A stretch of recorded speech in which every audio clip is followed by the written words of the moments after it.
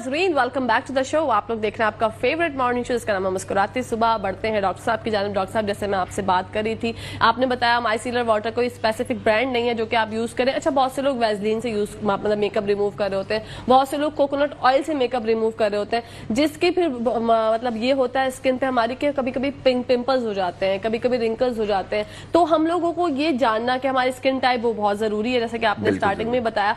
तो हमारे यहाँ पर फेस वॉश का एक बड़ा अजीब रिवाज है। बच्चे जो हैं वो छोटी छोटी उम्र में आजकल फेस वॉश जो है वो यूज करने पर तुल गए हैं। क्या एज होनी चाहिए फेस वॉश यूज करने की? देखिए, सबसे पहले तो मैं टू बी ऑनेस्ट मैं बहुत बड़ा कोई फॉलोअर नहीं हूँ फेस वॉश का। फेस वॉश आप इस्तेमाल ही गलत करते हैं। शैम्पू भी और फेस वॉश भी हमारे यहाँ पर शैम्पू लगाकर फौरन 1 मिनट भी नहीं रखते और धो लेते हैं। फेस वॉश का भी यही है, it's gonna have no effect, इसका इफेक्ट होना ही नहीं है। फेस वॉश अगर आप 1 मिनट कोई चीज़ रखते हैं स्किन पर, I mean suppose to be there 4-5 minutes, कोई फायदा नहीं, आप पैसे ज़ाया कर रहे हैं अपने। इसी तरह शैम्पू है और इसी तरह कंडीशनर है।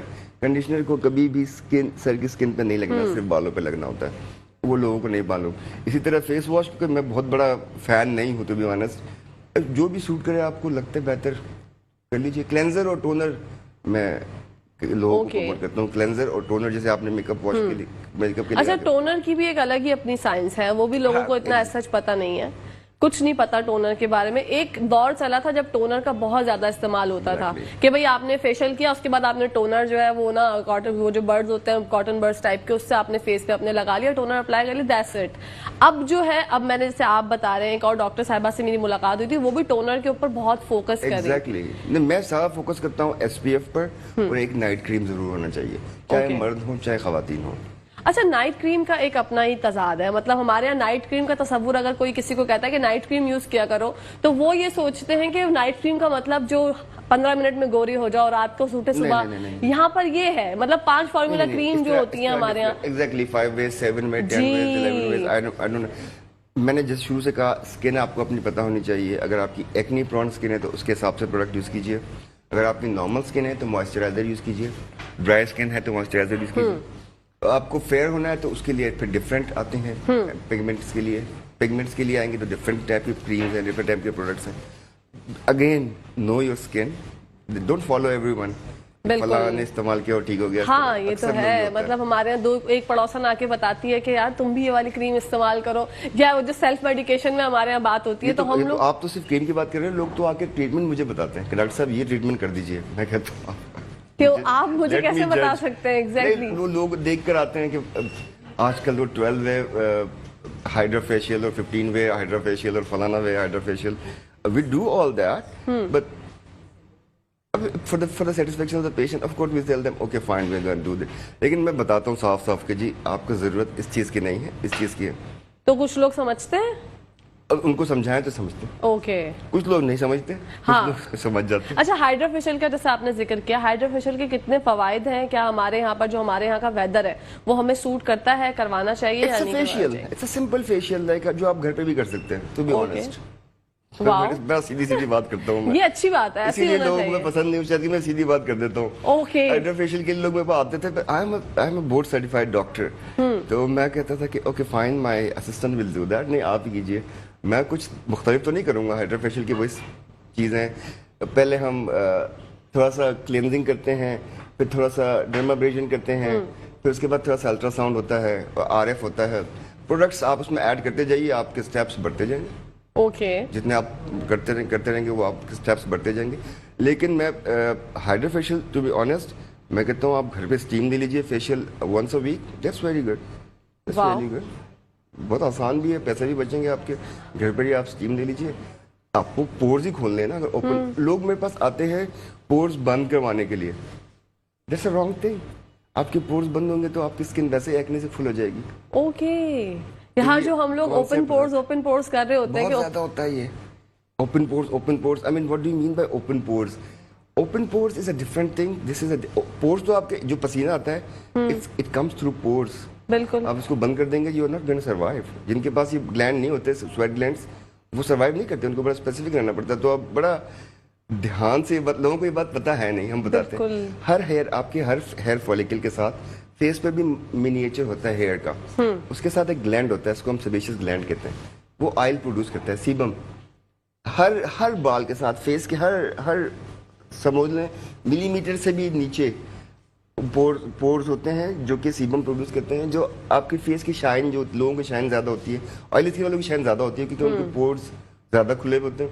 जो वो बंद जब होते हैं तो फिर उनको एक्नी बनती है, फिर एक्नी बढ़ती रहती है। तो पोर्स बंद करवाना तो फिर इस एक्नी में पोर्स बंद ही तो होते हैं। ओके, मतलब आपका कहना ये black head, white head, acne सारा पोर्स बंद होने की वजह से होता है। जी, जिनके ओपन पोर्स होते हैं स्किन, उनकी स्किन ज्यादा अच्छी होती है। पोर्स सबके ओपन होते हैं, बिल्कुल। जिनके ओपन पोर्स बंद होते हैं उनको एक्नी होती है, फिर स्किन प्रॉब्लम्स होती हैं। हाँ, ये तो कभी हमने सोचा ही नहीं डॉक्टर साहब, ये तो आपकी बदौलत हमने जाना कि ओपन पोर्स होना कोई ऐसे आज बात नहीं है कि आप लोग एक देखिए ओपन पोर्स तो सबके होते हैं, ये तो कोई बात ही नहीं है। ओपन पोर्स विजिबल है, दैट्स अ डिफरेंट थिंग। वो फिर हम मिसनॉमर है, गलत नाम लेते हैं हम। ठीक है। ओपन पोर्स वो डिफरेंट चीज है। That can be acne scar, जो छोटा सा एक्नी फट गया उसकी वजह से कुछ छोटा सा वो बन गया, that's not a pore, that's a scar.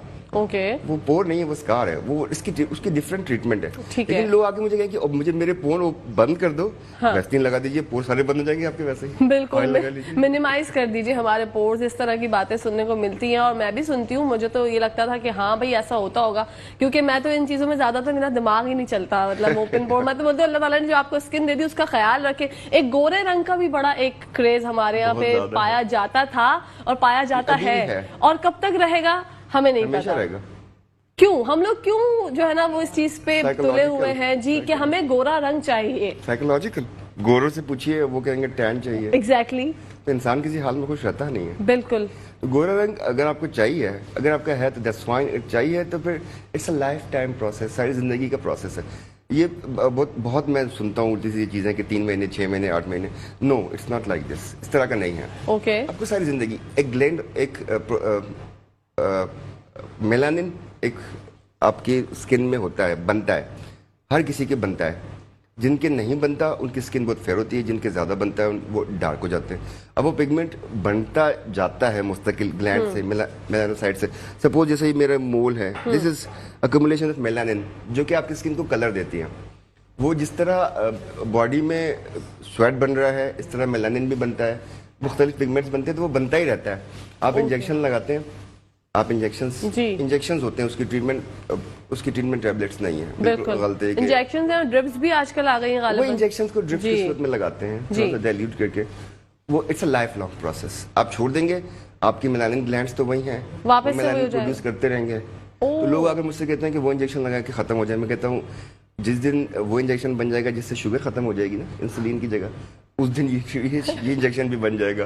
बिल्कुल अभी सही तक नहीं है, तो लोग इससे नाराज भी होते हैं कि ये फलाना डॉक्टर तो हमें बता रहे हैं कि जी आप 6 इंजेक्शन लगवा लीजिए या 15 लगवा लीजिए, 6 महीने लगवा लीजिए। आप नॉट पॉसिबल। अच्छा, ये सेटिंग्स होती हैं, मतलब आपको एक life long, it's life long. आपको फेयरनेस चाहिए, किस डिग्री की चाहिए, तो उसके हिसाब से हम डोजेस सेट करते हैं, डेज सेट करते हैं कि वंस अ वीक और ट्वाइस अ वीक और how many times a month, कितनी दफा महीने में करना है। फिर आपको सारी जिंदगी करते रहना पड़ेगा। ओके। अच्छा, बहुत मतलब पहले ये होता था कि लोग कहते थे जिसने व्हाइटनिंग इंजेक्शन लगाए हैं वो बाहर नहीं जाए, धूप में नहीं जाए। इसके कोई साइड इफेक्ट्स होते हैं या ये नहीं? साइड इफेक्ट्स एज सच धूप तो वैसे भी SPF लगाकर ही जाना चाहिए। यहाँ हमारे यहाँ पर कैप्स और हैट्स का रिवाज नहीं है। बाहर तो जहाँ ब्रिस्बेन में या फिर कैलिफोर्निया, फ्लोरिडा में, वहाँ पे बड़े कैप्स और हैट्स लगाते हैं, इसीलिए लगाते हैं। उन लोगों को फ्रैकल भी इसीलिए ज्यादा होते हैं धूप की वजह से। बिल्कुल। तो अगर आप SPF यूज करते हैं और प्रोटेक्शन करते हैं, हमारे यहाँ पर तो इस्लामी माशरा है, स्कार्फ डाल के मास्क लगा लीजिए, चले जाइए। बिल्कुल। तो सबसे ज्यादा जो नुकसान हमें देता है वो सोलर एनर्जी से होता है, UV लाइट से। अच्छा, UV लाइट लोगों को बड़ी मिसकॉन्सेप्शन है। UV लाइट आपकी स्क्रीन से भी आती है, लाइट से भी आती है। जी बिल्कुल ऐसा होता है। तो घर पर SPF मैं जब कहता हूँ लोगों से लगा लीजिए, कहते हम तो धूप में निकलते नहीं है। मैं कहता हूँ UV लाइट फिर भी आती है आपके पास, जिससे ऑक्सीजन आती है। फिर भी आती है। डॉक्टर साहब बात